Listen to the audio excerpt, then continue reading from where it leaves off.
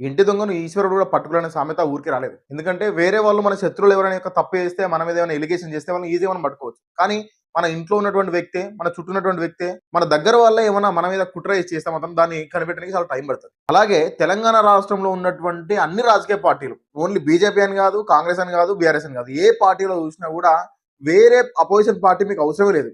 మీలో మీరే కుమ్మలాడుకొని గుమ్మడికాయ దొంగలు ఎవరని చెప్పేసి అంటే భుజాలు తడుకున్న విధంగా అదే పార్టీకి సంబంధించిన నాయకులు ఎవరైనా ఒక ఎమ్మెల్యేగానో, ఎంపీగానో, లేకుంటే ఒక కేంద్ర మంత్రిగానో ప్రమోట్ అయితే మాత్రము కాలు పట్టుకు ఎలా లాగాలి, ఎలా తీసుకొచ్చి మళ్ళీ మన సీట్లో పడేసుకోవాలా, మనం అపోజిషన్కి వెళ్ళాలా. సో ఇదే ఒక రకమైన కుట్రతో రాజకీయాలు నడుస్తున్నాయి తప్ప, సో ఎవరైతే ఒక రాజకీయ నాయకుడు మన పార్టీ నుంచి ఎదుగుతూ ఉన్నాడు, సో దానివల్ల మనకి పార్టీకి లాభం ఉంటుంది, మన రాష్ట్రానికి లాభం ఉంటుంది, మన డెవలప్మెంట్ చేసుకోనికి మనకు అనేక రకాలుగా యూజ్ అవుతుందని చెప్పే విషయం ఎవరు కూడా దాన్ని ఆలోచించారు. లేదు, మనం ఎదగకున్నా పర్లేదు, ఇంకోరు ఎదగకూడదు. సో ఇదే సమతుంది. సో ఇదే పరిస్థితి ప్రకారం ఏంటంటే మనకి రీసెంట్ గా మనం ఎక్కడ చూసినా కూడా ఒక న్యూస్ వైరల్ అయింది. ఈటల రాజేందర్ గారి యొక్క ఫ్లెక్సీలు కొన్ని బయట ఏంటంటే ఈటల యొక్క ఏడుపే బీజేపీకి శాపంగా మారింది. బీజేపీని ఇంత మంచిగా చూసుకున్నా కూడా నువ్వు బీజేపీకి ఏం చేశావు, బీజేపీకి నీ వల్ల ఒరిగింది ఏంది, అనేక రకాల ఇటువంటి ఫ్లెక్సీలు కట్టడం జరిగింది. సో ఈ ఫ్లెక్సీల విషయం బయటకు వచ్చిన వెంటనే ఈటల రాజేందర్ గారు కావచ్చు, బీజేపీ రాష్ట్ర అధ్యక్షులు రామచంద్రరావు గారు కావచ్చు, ఏంటంటే కూకట్పల్లి పోలీస్ స్టేషన్కి వెళ్ళి హైదరాబాద్ లో ఒక కంప్లైంట్ ఇవ్వడం జరిగింది. ఎవరైతే యొక్క ఫ్లెక్సీలు కట్టారో వాళ్ళని వెరిఫై చేయండి, వాళ్ళని ఎంక్వైరీ చేయండి, ఎంక్వైరీ చేసి ఒక దొంగలను పట్టుకున్న తర్వాతకి ఈ మ్యాటర్ మొత్తం కూడా బయటికి రావాలా, దీని వెనుక ఎవరున్నారని చెప్పి బయటికి రావాలని చెప్పేసి ఒక పోలీస్ కంప్లైంట్ ఇవ్వడం జరిగింది. సైబర్ లో కూడా వాళ్ళు ఏంటంటే పోలీస్ కంప్లైంట్ ఇవ్వడం జరిగింది. సో దాని ప్రకారం పోలీస్ వాళ్ళు ఇన్వెస్టిగేషన్ స్టార్ట్ చేశారు. అయితే మన పోలీస్ వాళ్ళు ఏంది, అపోజిషన్ పార్టీ బీజేపీకి అపోజిషన్ ఎవరు, బీఆర్ఎస్ కావచ్చు, కాంగ్రెస్ కావచ్చు, సో వాళ్ళని ఎత్తుకుతా ఉన్నారు తప్ప అసలు దొంగలు వాళ్ళ పార్టీలో ఉన్నారు. వేరే వాళ్ళకి అవసరం లేదు కదా, వాళ్ళ శత్రువులు వాళ్ళ చుట్టుపక్కలే ఉంటారు. సో ఆ విధంగా బీజేపీ పార్టీ నుంచి ఒక నాయకుడు ఏంటంటే ఈటల రాజేందర్ గారి యొక్క ఫ్లెక్సీలు కట్టి డిస్క్రిమినేషన్ చేసే ఒక ప్రయత్నం చేశాడు. బీజేపీలో ఉన్నటువంటి నాయకుల మధ్య ఒక చిన్న క్లాసెస్ స్టార్ట్ కావాలి. సో దీనివల్ల ఎవరికి బెనిఫిట్ ఉన్న విషయం పక్క పెడితే ఈటల రాజేందర్ గారి యొక్క రాజకీయ జీవితానికి ఏదో విధంగా ఒక మచ్చ పడాలి, లేకుంటే దెబ్బ పడాలనే విధంగా ప్లాన్ చేయడం జరిగింది. ఆ విషయం క్లియర్ అర్థమవుతుంది. ఒకసారి ఆ ఫ్లెక్సీలో ఏం రాసిందో మనం చూద్దాం ఒకసారి. ఈటల ఏడుపై బీజేపీకి శాపం, రాష్ట్ర అధ్యక్ష పదవి రాలేదని ఏడుపు, సీఎం అభ్యర్థిగా ప్రకటించలేదని ఏడుపు, కేంద్ర మంత్రి పదవి రాలేదని చెప్పేసి ఏడుపు. ఎందుకు ఏడుపు?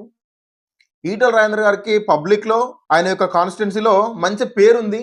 సో పబ్లిక్ అందరు కూడా, ప్రజలందరూ కూడా ఆయన ఎన్నుకున్నటువంటి నాయకుడు. దాదాపు 20 సంవత్సరాలు బీఆర్ఎస్ లో పనిచేశారు.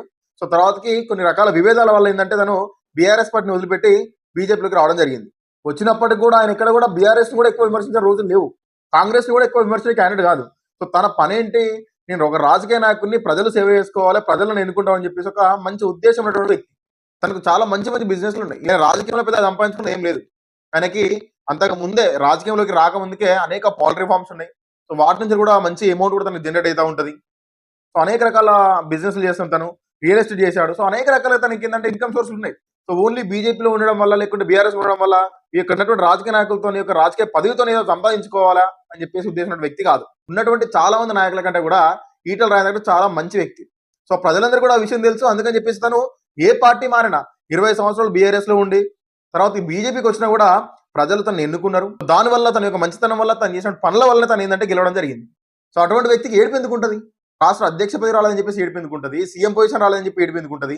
సీఎం గా ఉండాలని చెప్పి అనుకుంటే తను బీఆర్ఎస్ లో ఉండేవాడు కదా. 20 years ఉన్నటువంటి వ్యక్తి తన ఎక్స్పీరియన్స్ తో కావచ్చు, కేసీఆర్ గారికి దగ్గర వ్యక్తులలో తనొకరు, తను ఫైనాన్స్ మినిస్టర్ గా చేయడం జరిగింది తెలంగాణకి. సో అనేక రకాల ఛాయిస్ తను బీఆర్ఎస్ లో ఉన్నప్పుడు ఉన్న సీఎం గానికి.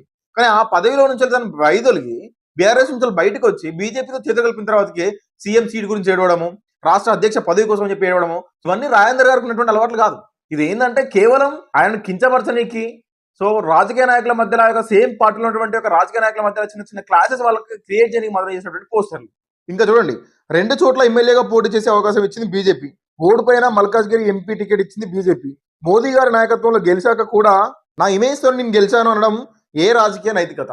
అంటే నిజానికి మోదీ విషయం పక్క పెట్టేస్తే కొద్దిసేపు ఈటల రాజేందర్ గారికి ఉన్నటువంటి ఒక ఫేమ్ వల్ల, తను చేసినటువంటి పనుల వల్ల తను గెలిచాడు, అది నిజం. బీజేపీ పార్టీ జెండా పట్టినంత మాత్రమే కాదు. సో అంతకుముందు తను 20 సంవత్సరాలు బీఆర్ఎస్ లో ఉన్నప్పుడు కూడా అనేక రంగాల్లో తను ఎమ్మెల్యేగా, ఎంపీగా, సో ఎన్నోసార్లు తను పోటీ చేయడం జరిగింది, అభ్యర్థుల మీద విన్ కావడం జరిగింది. సో అప్పుడు మరి బీజేపీ పక్కన లేదు కదా, అప్పుడు మోదీ జెండా పట్టుకోలే కదా, అప్పుడు కూడా తను గెలిచాడు కదా. అంటే ఓన్లీ జెండా పట్టుకోవడం వల్ల మాత్రమే కాదు, ఒక 10% ఓట్లు మీరు ఏదైతే జెండా పట్టుకుంటారో ఆ పార్టీ యొక్క జెండాను చూసి ఓట్లు పడితే రిమైనింగ్ ఓట్లు కూడా ఏంటంటే ప్రజలు ఏ నాయకుడు ఉన్నాడు, ఈ నాయకుడు మనకి పని చేస్తాడా లేడా అని చెప్పేసి ఆలోచించుకొని ప్రజలు ఓట్లేస్తారు తప్ప ఏ జెండా పట్టుకున్నారు, తను బీఆర్ఎస్ లో ఉన్నారా, బీజేపీలో ఉన్నారా, కాంగ్రెస్ లో ఉన్నారా అని చెప్పేసి ఆలోచించి ఓట్లేసే రోజులు ఇప్పుడు లేవు. ఈ ఫ్లెక్సీలు కట్టింది ఎవరు అని చెప్పేసి పోలీసు వాళ్ళు ఇన్వెస్టిగేషన్ చేస్తే ఆ ఇన్వెస్టిగేషన్ లో రామకృష్ణ అని చెప్పేసి ఒక బీజేపీ నాయకుడు తన యొక్క ఫ్లెక్సీ కట్టడం జరిగింది. ఇక్కడ మనం గమనించినట్లయితే ఈ రామకృష్ణకి ఈటల రాజేందర్కి ఎటువంటి గొడవలు లేవు. అండ్ మోర్ ఓవర్ చూసుకున్నట్టయితే వీళ్ళిద్దరు ఈక్వల్ క్యాడర్ కూడా కాదు. ఈటల రాజేందర్ గారు ఒక మినిస్టర్, ఎవరైతే ఈ రామకృష్ణ అని చెప్పేస్తున్నారో ఏదైనా కార్పొరేటర్ కావచ్చు, ఓన్లీ చిన్న పదవికి సంబంధించిన వ్యక్తి మాత్రమే. సో ఏంటంటే ఈటల రాజేందర్కి ఒక రామకృష్ణకి పెద్దగా ఎక్కడ కూడా వాళ్ళకి ఏంటంటే ఎటువంటి మ్యాచెస్ లేవు. సో వాళ్ళకి ఏదో పొజిషన్ దగ్గర గొడవ వచ్చింది, నీకు రావాల్సిన టికెట్ నాకు వచ్చింది, నాకు రావాల్సిన టికెట్ నీకు వచ్చింది, సో దానివల్ల ఏమైనా గొడవ ఏందని చెప్పేసి అంటే లేదు. సో దీన్ని బట్టి క్లియర్గా అర్థమైన విషయం ఏంటంటే రామకృష్ణ ఇంటెన్షనల్గా చేసినటువంటి మ్యాటర్ ఇది కాదు. తను కావాలని చెప్పేసి ఫ్లెక్సీలు కట్టలేదు. దీని వెనుక ఎవరెవరు ఉన్నారు కదా. ఇప్పుడు లాభం లేకుండా, నీకు సమతుల్యం లేకుండా, నీకు సమానమైన వ్యక్తి కాకపోతే ఫ్లెక్సీలు తను ఎందుకు కడతాడు? అంత ఈర్ష్య ఎందుకు ఈటల రాజేందర్ మీద? రామకృష్ణ కట్టాడు కదా, అంటే రామకృష్ణ వెనకాల ఇంకెవరో ఉన్నారు. సో వాళ్ళు ఎవరో కూడా ఇన్వెస్టిగేషన్ తెలుస్తుంది. కొన్ని సీసీ కెమెరా ఫుటేజ్ తీసుకొని పోలీసు వాళ్ళు ఎఫ్ఐఆర్ ఫైల్ చేయడం జరిగింది. సో ఎఫ్ఐఆర్ కాపీలో ఏ ముందు మనం చూద్దాం. అట్ సేమ్ టైం మనకి బీజేపీ రాష్ట్ర అధ్యక్షులు రామచంద్రరావు గారు కూడా ఏంటంటే ఎవరైతే ఈ రామకృష్ణ ఉన్నారో వెంటనే పార్టీ నుంచి సస్పెండ్ చేయడం జరిగింది. ఈ రామకృష్ణ యొక్క పూర్తిరం Janyavala Ramakrishna son of Janyavala Mohan Rao, age 51. Ramakrishna యొక్క PA Gajula Rakesh son of Gajula Venkataramana. So వీళ్ళిద్దరు కలిసి మేజర్గా ఏంటంటే ఒక ఫ్లెక్సీలకి ఆర్డర్ ఇచ్చి వాళ్ళకు ఉన్నటువంటి ఇన్ఫ్లుయెన్స్ యూజ్ చేసుకొని ఒక ఫ్లెక్సీలు క్రియేట్ చేయించి ఆ యొక్క ఫ్లెక్సీలు ప్రింట్ తెప్పించి కొందరు వ్యక్తులను వాళ్ళ కింద పెట్టుకుని ఏంటంటే ఒక ఫ్లెక్సీలు కట్టడం జరిగింది. ఆ యొక్క వ్యక్తులు ఎవరో చూద్దాం మనం ఒకసారి. సయ్యద్ కద్రుత్ అహ్మద్, సయ్యద్ మెహరాజ్, షేక్ ఖలీం, నజీరుద్దీన్. ఈ పేర్లన్నీ ముస్లిం పేర్లే కదా.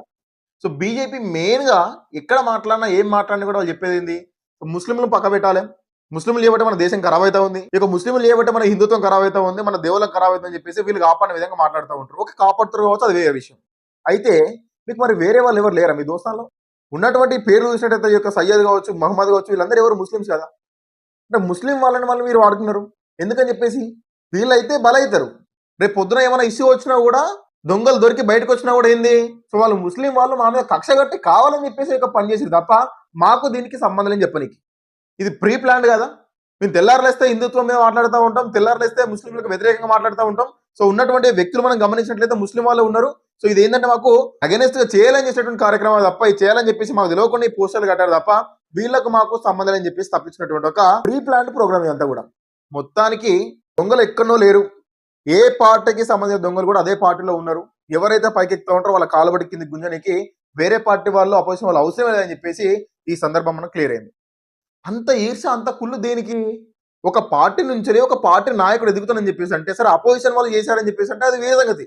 వాళ్ళు దేనికి చేశారో, మీకు వాళ్ళకి ఇక్కడ క్లాస్ వచ్చినాయి, ఏమైనా పర్సనల్ క్లాస్ వచ్చినా, లేకుంటే ల్యాండ్ విషయంలో క్లాస్ వచ్చినాయా, సో అది వేరే విషయం కావచ్చు. కానీ సేమ్ పార్టీలో ఉండి ఒక పార్టీలో ఉన్నటువంటి నాయకుడు సేమ్ పార్టీలో ఎదుగుతా ఉంటే, సో దాన్ని తట్టుకోలేక తనకు అగెనిస్ట్ గా ఈ విధంగా పోస్టులు పెట్టడం వల్ల లాభం ఏంది? పార్టీ పరువు పోతుంది, మీ పార్టీలో ఐక్యత లేని విషయం ప్రజలకు అర్థమవుతుంది తప్ప ఇక్కడ ఏమీ లేదు. రేపు కనుక తను ఏదైనా ఒక మంచి నాయకుని పేరు చెప్పిన అనుకోండి, ఎవరు పరువు పోద్ది? ఆ నాయకుని పరువు పోద్ది. ఎవరికి సింపతి వస్తుంది? ఎవరి మీద మీరు ఫ్లెక్సీలు కట్టిరో, ఎవరిదైతే పరువు పోవాలని చెప్పి మీరు చూసిరో ఈటల రాజేందర్కి తనకి సింపతి పెరుగుద్ది, తనకి ఓట్ రేంజ్ పెరుగుతుంది తప్ప తనకు వచ్చే నష్టం ఏమీ లేదు. ఇప్పుడు కనీసం మినిమం కామన్ సెన్స్ లేదా? హైదరాబాద్ సిటీలో ఎక్కడ చూసినా కూడా గల్లీకి ఒక సీసీటీవీ ఉన్నది. ఎక్కడ ఏం చేసినా కూడా సీసీటీవీలో ఎక్కడొక్కడ దొరుకుతారు. ఈ కెమెరాలో తప్పించుకుంటే ముందు కెమెరాలో తప్పించుకుంటే ఆ ముందు కెమెరాలో ఎక్కడో ఒకనైతే ఖచ్చితంగా దొరకదు తప్పదు కదా. సో ఈ మినిమం కామన్ సెన్స్ లేదా? ఎవరైతే ఈ 4 ముస్లిం వాళ్ళు ఉన్నారో వాళ్ళని పట్టుకొని 4 అంతా బయటకు రాదు మ్యాటర్ ఎవరు అనేది. సో వాళ్ళ ద్వారా కదా ఇప్పుడు రామకృష్ణ విషయం బయటకు వచ్చింది. సో రామకృష్ణ అంతా కూడా సేమ్ అదే విధంగా ఎవరైతే యొక్క ఫ్లెక్సీల వెనుక అసలు సూత్రధారు ఎవరున్నారో వాళ్ళు బయటకు వస్తారు. దీనివల్ల పోయింది ఏంది? బీజేపీ పరువు పోయింది.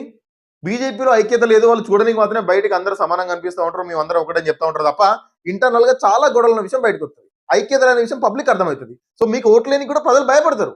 మీ కార్యకర్తలు కూడా ముందుకు వచ్చి ధైర్యంగా మాట్లాడలేరు. అరే రేపు పొద్దున అందరం కలిసి కూడా మనం బీజేపీకి సపోర్ట్ చేస్తే బీజేపీ గెలుస్తుంది, సో దేశం మంచిగా ఉంటుంది, రాష్ట్రం మంచిగా ఆలోచన విషయం పక్క పెడితే మనం ఎన్ని ఓట్లు వేసినా కూడా లోపల ఇంటర్నల్ గా వాళ్ళకి క్లాషెస్ ఉన్నాయి, వాళ్ళకి సమానత్వం లేదు, వాళ్ళకు సభ్యత లేదు.